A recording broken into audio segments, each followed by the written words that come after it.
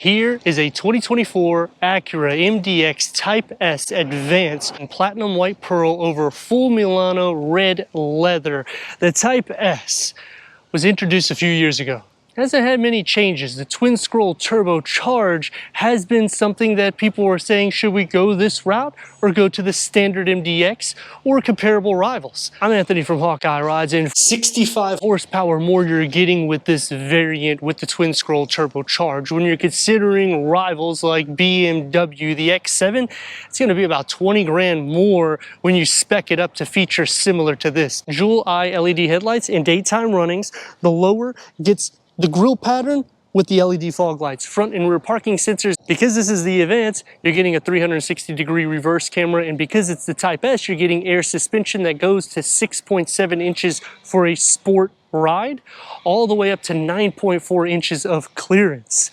The Pentagon grille will have a 3D design with the Type S badging, and I like the wide profile look because when you go Type S, they're changing out the bumpers and a lot of the aesthetics on the exterior, making it look more performance, and it should because of the 3.0 liter V6 twin scroll turbocharge producing 355 horsepower and 354 pound-feet of torque compared to a 10-speed automatic transmission. Super handling all-wheel drive, 17 mpgs for the city, 21 mpgs for the highway, and because it's the super handling all-wheel drive, towing is at 5,000 pounds.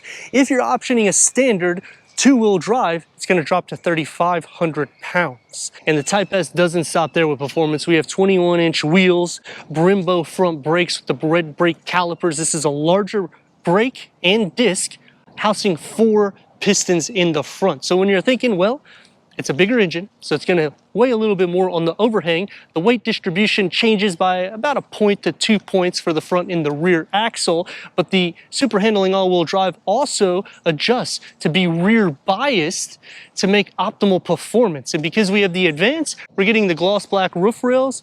The gloss black elements is going to highlight all of the window trims, the side view mirror, and the lower skirt. And comparing this to Audi and Mercedes, both of which will be faster at a base trim. Going against Infiniti, this is going to be quicker. Unless you're thinking about the new Lexus TX, in which that gets a 0 to 60 at 8 seconds for the base model, you would still have to option up to a near $60,000 to $70,000 price point to get similar performance. So this is why Acura has kind of put itself in a position, because now you have options besides the Germans or Japanese rivals. And even the Cadillac is going to be the same, in which this is going to tow more. BMW and Audi and Mercedes will tow the most. More aggressive is going to be the rear with the diffuser, the quad exhaust tips, the gloss black highlights, the whole lower trim, LED taillights that's more smoked out. And the big problem that I have is the towing does not increase.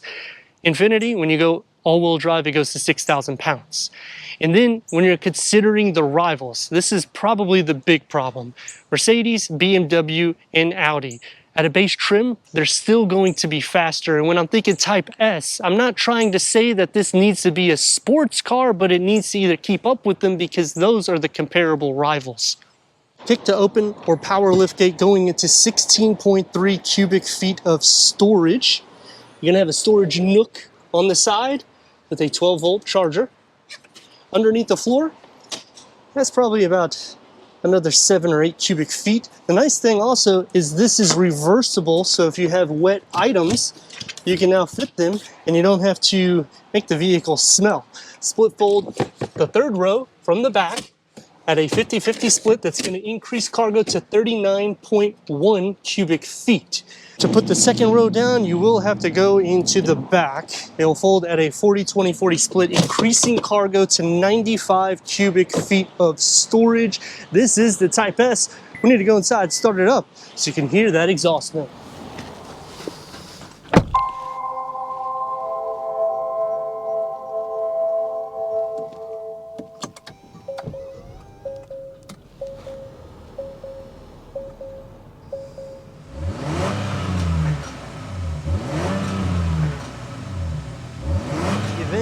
Gets 16-way power seat adjustment, 9 different stages for massage seat for the front. This is full Milano leather, heated, ventilated memory for the driver and passenger. Headroom and leg room. you're going to have a sufficient amount of space. And I like how the center kind of contours, so it gives you just a little bit more leg space. On the passenger side, we're going to start off with, because you get a 12 volt and you can see that ELS sound system with 25 speakers, because this is the Advance. You get the gloss black elements that's going to be found in the middle tier that works into the center cluster. The wood that's going to go right in front of the contrast stitching. Unfortunately, the infotainment is not touchscreen. You have to use Acura's True Touch Pad, but it's cool. Use 4 fingers because it's 1, 2, 3, 4. So it goes by whichever finger area you are there. So it's 4 up top, 4 on the bottom. Whenever you click into here, you'll have full navigation. Apple CarPlay is wireless. Android Auto, Amazon Alexa, Sirius XM, AM, FM, streaming Bluetooth audio, and because this is the Advance, we get a 360-degree reverse camera, full trajectory for the front and the rear. You can also change the layout for the camera to make it a little bit easier for your reversing. Going into a tri-climate control setting, I like the driver mode the way it is stationed right in front of the push to put it into gear. So what happens when you change? You'll see a little diagram of what it is. And if you want to go into Sport Plus, simply hold it, and there it is. This is a active air suspension, so it will lower the ride for you depending on the modes. It will also change out the way the gauge cluster looks as well. So it's going to get a little bit more sporty. And then the Sport Plus does the same thing. Also, for the heads-up display, working into an area that you can put some change, push this open, and you have some USB ports. And the key fob for the Type S.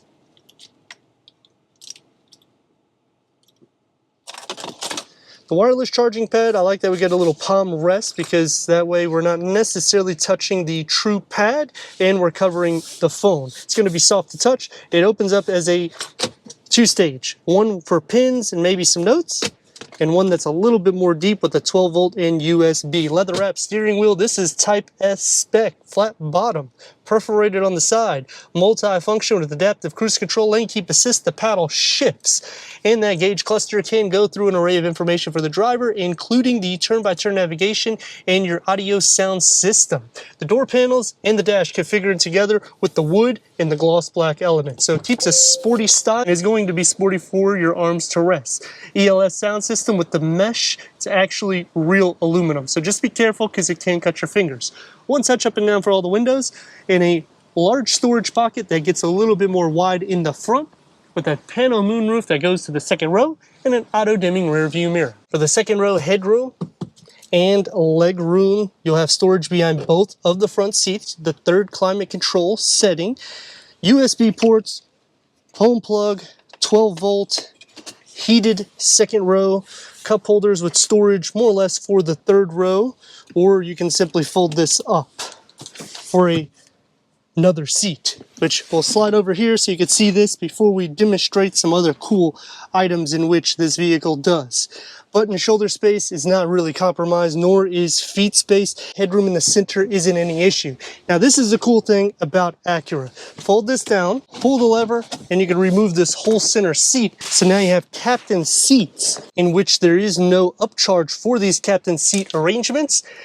Manual sunshades, you get the wood and the ambient lighting that's going to be on the doors. It's going to be a little bit more sporty.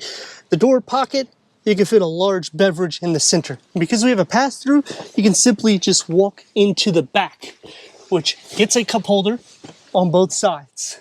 A USB port on both sides with the speaker. Now with the seat back, you can see it's going to be tight. With it where we both can fit, I actually have some leg space, and if you take out that center seat, it makes it easier so you could just stretch out. Headroom is also pretty good. Here we go.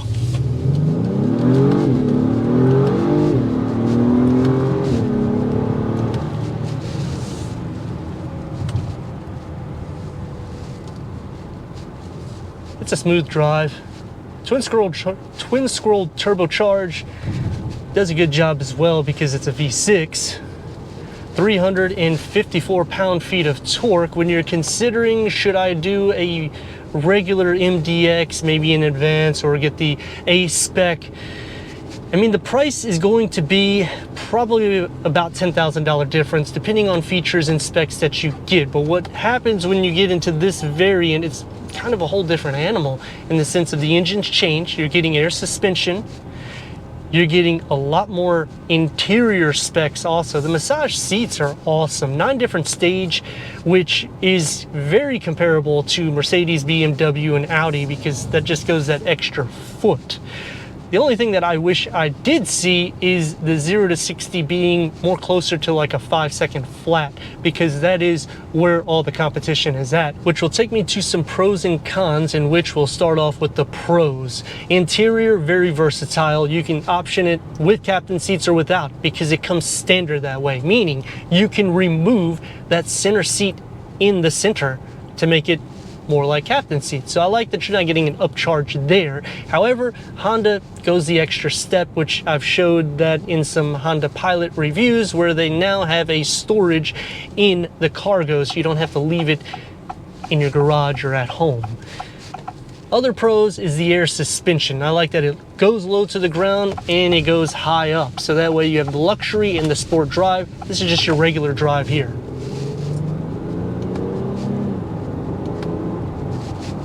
The exhaust will not filter in as much, but when you turn it into Sport Plus, it's also filtering in through the ELS sound system, which I like that we're getting so many speakers because that is almost the best in class. I mean, that's like Land Rover. They do like 30 some speakers. The Escalade does the same thing. So you're getting that with this price. Some cons, not a touch screen still. It's been a few years now. They haven't done any updates with performance or anything really in the interior of this vehicle. And that takes me to another con where you have to push it to put it into gear. A lot of vehicles are starting to go this route. I do like that BMW and Audi are starting to do a rocker instead, so you don't actually have this push button setup. I do like the dynamic mode and that they give you like a little video, so it just makes it feel a little bit more sporty, which you can feel the engagement as soon as you do so. It becomes more rear bias. It's gonna kick up the RPM, so it's gonna change the gear so that way you get quicker speeds. And you get Brembo front brakes. Larger brakes, this is a larger engine. The front overhang, it's not too bad when you're taking the bins, but it's not something that's gonna be a 50-50 weight distribution. So you're not going to be able to hang as well as, say, the BMW X7, and that's a larger vehicle. Turn radius at a stop point is going to receive about 2 1/4 lane. Let's rock and roll.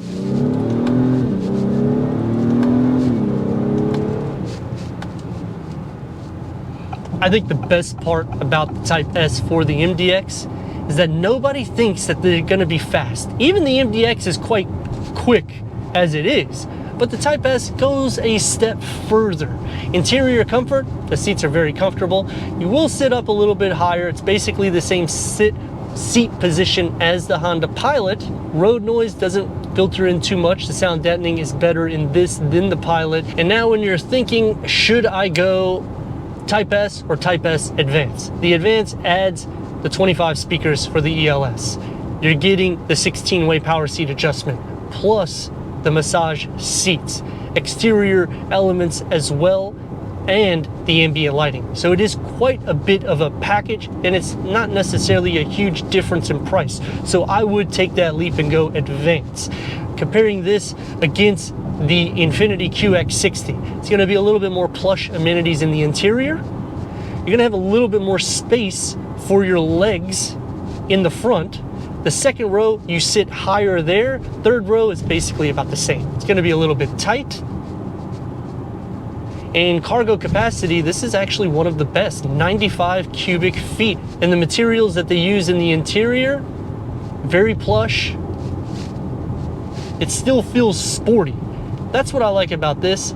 But then on the downside, I'm not really hearing that exhaust note on a day in and day out use unless I'm mashing on the gas. But let me know your thoughts in the comments. And if you're new to the channel, consider subscribing. Check out the next video, merchandise, website, and Instagram. Leave a comment and a like. And I'd like to thank Regal Acura for giving us this 2024 Acura MDX Type S Advance for our car review.